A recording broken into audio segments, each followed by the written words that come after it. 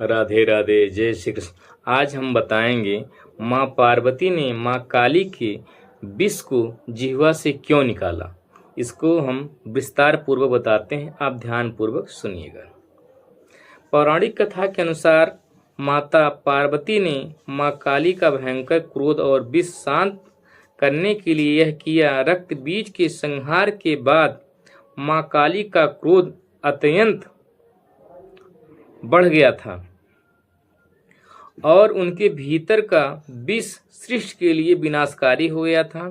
इसलिए भगवान शिव ने बच्चे का रूप धारण कर उन्हें शांत किया और उनके भीतर के क्रोध का पान किया, जिससे वे शांत होकर बेहोश हो गई। अत्यधिक क्रोध और विष। माँ काली के रक्त बीज को मारने के बाद उनका गुस्सा इतना बढ़ गया था कि वे भयंकर रूप ले चुकी थी और उनके शरीर में दारुक राक्षस से मिला विष आ गया था। सृष्टि की रक्षा। माँ काली का यह रूप इतना विनाशकारी था कि सब कुछ भस्म होने लगा था। शिव द्वारा क्रोधपान। शिव जी ने रोते हुए बालक का रूप लेकर माँ काली का ध्यान आकर्षित किया, जिससे माँ काली का वात्सल्य जगा और वे शांत हुई। शिव जी ने उनके भीतर के विष का पान कर लिया, जिससे वे मूर्छित होकर गिर पड़ी। माँ काली की जीभ बाहर होना भयंकर अहंकार और अज्ञान को खो जाने, विष निकालने का प्रतीक है, जो मन की अशुद्धियों को दूर करता है। माता पार्वती के माँ काली के रूप में प्रकट होने और उनके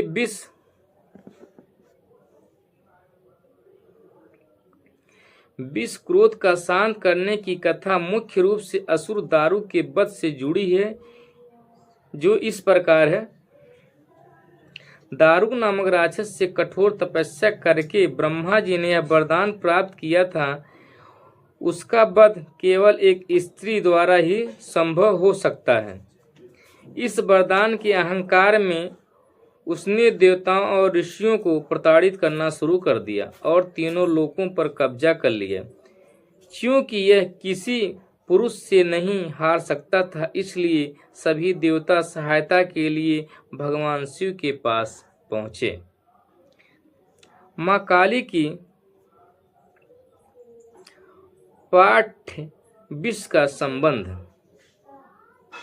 जब देवताओं ने शिव जी की प्रार्थना की, तब शिव जी ने माता पार्वती को ओर देखा। उस समय माता पार्वती एक अद्भुत लीला रची। शिव के भीतर में प्रवेश। माता पार्वती का एक अंश भगवान शिव के शरीर में प्रवेश कर गया। हलाहल विष का प्रभाव। भगवान शिव के कंठ में हलाहल विष स्थित था, जो समुद्र मंथन के दौरान निकला था। जब देवी का अंश शिव जी के कंठ से होकर गुजरा, तो उस विष की तीव्रता में से उनका वर्ण पूरी तरह काला हो गया। तीसरी आंख से जन्म। इसके बाद भगवान शिव ने अपनी तीसरी आंख खोली और उसमें से भयंकर क्रोध और विष से युक्त माँ काली प्रकट हुई। उनके हाथ में अस्त्र शस्त्र थे और वे विनाशकारी रूप में थीं। दारुक का वध और नियंत्रित क्रोध। माँ काली ने युद्ध के दौरान मैदान में दारुक और उसकी असुर सेना का सर्वनाश कर दिया, लेकिन असुरों के संहार और शिव जी के कंठ के विष के प्रभाव के कारण उसका क्रोध शांत नहीं हुआ था। वे भयंकर नृत्य तांडव करने लगी, जिससे पूरी सृष्टि कांपने लगी और ब्रह्मांड के विनाश का खतरा पैदा हो गया। विष और क्रोध को निकालने की प्रक्रिया। शिव की लीला। जब संसार को बचाने का कोई रास्ता नहीं बचा, तब शिव जी ने एक और लीला रची। बालक का रूप धारण करना। शिव ने एक छोटे रोते हुए बालक का रूप धारण किया और शमशान में लेट गए। वात्सल्य और स्तनपान। जब क्रोधित माँ काली ने उस बालक को देखा तो उनका ममतामयी वात्सल्य भाव जाग उठा। उन्होंने बालक को अपनी गोद में उठाया और उसे स्तनपान कराने लगी, जिससे उनका विष शांत हो गया, क्रोध भी शांत हो गया। विष का निष्कासन। बालक के रूप में भगवान शिव ने दूध के साथ मां काली के भीतर के समाये हुए उस भयंकर विष और क्रोध को भी सोख लिया। इस प्रक्रिया में मां काली का सारा नकारात्मक आवेश और विष निकल गया, जिससे वे शांत हो गई और बेहोश होकर धरती पर गिर पड़ी। होश में लाना और तांडव का करना। जब देवी को होश आया तो वो शांत रूप में थी। उन्होंने पूरी तरह जागृत करने के लिए शिव ने अपना वास्तविक रूप धारण किया और तांडव नृत्य किया। इससे देखकर देवी प्रसन्न हुई और उन्होंने भी उनके साथ नृत्य किया। निष्कर्ष। इस कथा का अर्थ यह है कि शक्ति या नियंत्रित और क्रोधपूर्ण विषैली हो जाती है, जो उसे केवल चेतना शिव ही शांत कर। शिव ने स्वयं उस विष ब्रह्मांड को बचाने के लिए शिव जी ने एक अनोखी युक्ति निकाली। उन्होंने स्वयं को एक नवजात बालक में बदल लिया और युद्ध भूमि के बीचों बीच लेटकर रोने लगे। ममता का स्पर्श।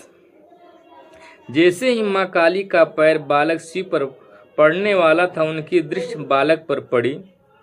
एक अबोध बालक को रोता देखकर मां काली का भयंकर क्रोध विष तुरंत वात्सल्य ममता में बदल गया।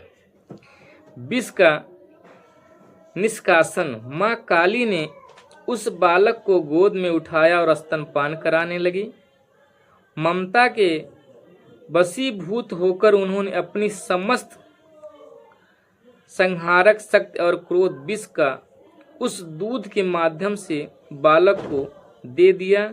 शिव जी ने उस क्रोध रूपी विष को स्वयं समाहित कर लिया, जिससे मां काली के भीतर की सारी नकारात्मक और अतिरिक्त गर्मी निकल गई। मूर्छा और चेतना। अपने भीतर का सारा उग्र विष निकल जाने के कारण मां काली शक्तिहीन होकर मूर्छित होकर बेहोश हो गई। यह एक प्रतीकात्मक मृत्यु और पुनर्जन्म जैसा था। जब वह जागी तो उनका स्वरूप अत्यंत शांत और सौम्य था। शिव का नृत्य। उन्हें पूरी तरह चेतना में लाने के लिए शिव जी ने तांडव नृत्य किया। मां काली ने जब अपने आराध्य को नाचते हुए देखा तो वे भी आनंदित होकर नृत्य करने लगी। इस मिलन को शिव शक्ति का पूर्ण संतुलन माना जाता है। शक्ति शिव ज्ञान के विनाशकारी हैं। प्रेम और ममता। दुनिया का सबसे बड़ा विष क्रोध और अहंकार केवल प्रेम और ममता से ही निकाला जा सकता है। मां काली और भगवान शिव के तांडव के बीच की अंतर।